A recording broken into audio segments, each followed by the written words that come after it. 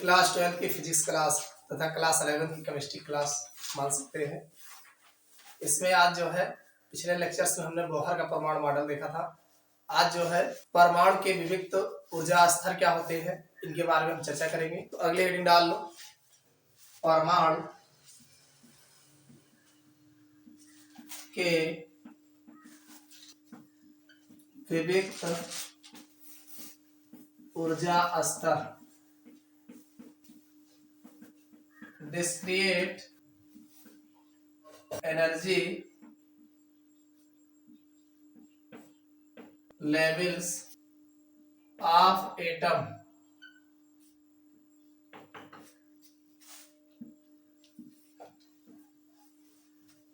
परमाणु के विविक्त ऊर्जा स्तर, discrete energy level of atom, इसके बारे में हम चर्चा करेंगे। देखिए, किसी विकिरण की व्याख्या जो है, विकिरण के स्पेक्ट्रमी वितरण की व्याख्या या जो है प्रकाश वैद्युत की व्याख्या जो है, दोनों की जो व्याख्याएं हैं वो हम प्लैंक क्वांटम सिद्धांत के आधार पर ही करते हैं।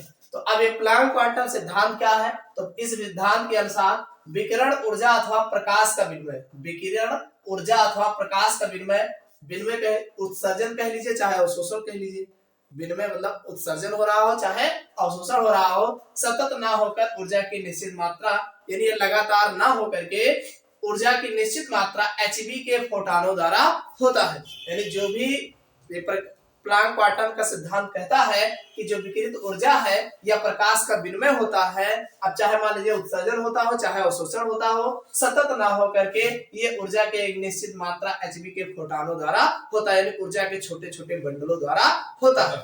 तो जहां V जो है विकिरण की आवृत्ति है और H प्लैंक नियतांक है। V जो है आवृत्ति होती है और H प्लैंक नियतांक है। इससे यह स्पष्ट होता है कि किसी पदार्थ द्वारा उत्सर्जित अथवा अवशोषित ऊर्जा की मात्रा, अब जो भी पदार्थ के द्वारा ऊर्जा अवशोषित हो रहा होगा या उत्सर्जन हो रहा होगा तो कितना ले रहा होगा, या तो Hb होगा या तो 2Hb होगा या तो 3Hb होगा या तो 4Hb होगा, ऐसे यानी कुल मिलाके जो होगा Hb के फॉर्म में ही होगा।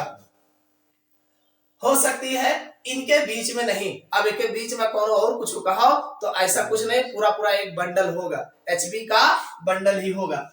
हो सकती है चूंकि प्रकाश का उत्सर्जन एवं अवशोषण पदार्थ के परमाणुओं द्वारा ही होता है, जो भी प्रकाश का उत्सर्जन या अवशोषण होता है वह पदार्थ के परमाणुओं द्वारा ही होता है। इसका यह अर्थ है कि परमाणु की ऊर्जा के कुछ सुनिश्चित मान ही हो सकते हैं, परमाणु की ऊर्जा के कुछ सुनिश्चित मान ही हो सकते हैं, ऐसा नहीं कि जो मान लो सब हो जाए, कुछ निश्चित मान ही हो सकते हैं अथवा परमाणु की कुछ सुनिश्चित ऊर्जा अवस्थाएं ही होती है, ऊर्जा अवस्था ही होती है, इन्हें ही परमाणु के विविक्त ऊर्जा स्तर कहते हैं, इसे ही परमाणु का विविक्त ऊर्जा स्तर कहते हैं।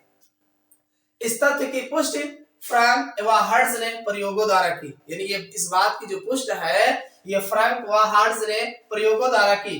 देखिए ये है, ये मान लीजिए निम्नतम अवस्था है, यहाँ से उत्तेजित अवस्था माना गया इसको, ये 4.86 और 6.67 8.80 ये उत्तेजित अवस्था है, और ये ऊपर जो है 10.4 इलेक्ट्रॉन वोल्ट जो है ये आयनित अवस्था माना गया। तो इसमें इन्होंने एग्जाम्पल दिया, उन्होंने कहा कि केवल कुछ विशिष्ट ऊर्जा मात्राओं के अतिरिक्त परमाणु द्वारा ऊर्जा का अवशोषण नहीं होता, यानी कुछ जो होते हैं उनमें परमाणु का ऊर्जा का अवशोषण नहीं होता है। जैसे यदि इलेक्ट्रॉन की ऊर्जा 7.50 इलेक्ट्रॉन वोल्ट, कोई अगर हम मान लीजिए इलेक्ट्रॉन है जिसकी ऊर्जा जो है 7.50 इलेक्ट्रॉन वोल्ट है, तो यह पारे का परमाणु इस पूरी ऊर्जा को ज्यों का त्यों नहीं लेगा, यानी जितनी ऊर्जा है इसमें पूरे का पूरा नहीं लेगा, वह या तो इलेक्ट्रॉन से कोई ऊर्जा नहीं लेगा और यदि लेगा तो उसमें से ठीक 4.86 इलेक्ट्रॉन अथवा 6.67 इलेक्ट्रॉन ऊर्जा ही अवशोषित करेगा। यानी इसका पारा जो है फिक्स है कि किसी से अगर इलेक्ट्रॉन लेता है तो अपना निश्चित पैकेट ही लेगा, उससे कम नहीं लेगा, उससे ज्यादा नहीं लेगा, और लेगा तो वो निश्चित उसका जो दायरा है वो दायरे के अंदर में ही इलेक्ट्रॉन से ऊर्जा का ऊर्जा का अवशोषण करेगा और पूरी ऊर्जा उससे नहीं लेगा। ये इनके कहने का मतलब है। अब इसका अर्थ यह है कि परमाणु की ऊर्जा अवस्थाएं सुनिश्चित एवं असतत अथवा विविक्त होती है। यानी जो भी परमाणु होता है उसकी हर एक की ऊर्जा फिक्स होती है, लेगा तो इतना लेगा अन्यथा नहीं लेगा, और अगर लेगा तो इसी ऊर्जा को ये इतने इतने पार्ट में करके लेगा। तो यदि परमाणु की मूल अथवा निम्नतम अवस्था को शून्य ऊर्जा की अवस्था माना जाए, यार ये नीचे वाला जो है ये निम्नतम अवस्था है, शून्य की अवस्था है।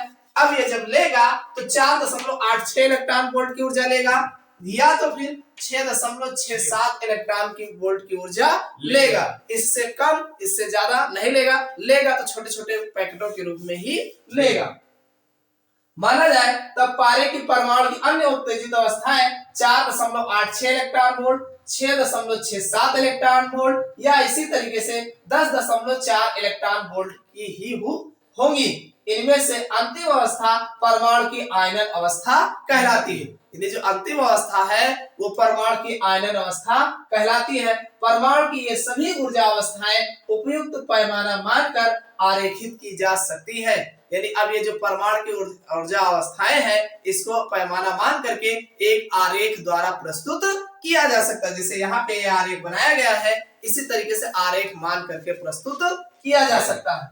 इस प्रकार के आरेख को ऊर्जा स्तर आरेख कहते हैं। इस प्रकार का आरेख बनाना जो है ऊर्जा स्तर आरेख कहा जाता है।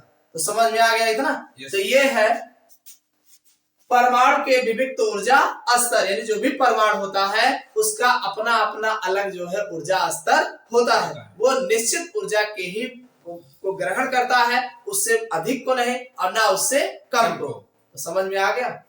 तो अगला जो हेडिंग होगा अगले लेक्चर में।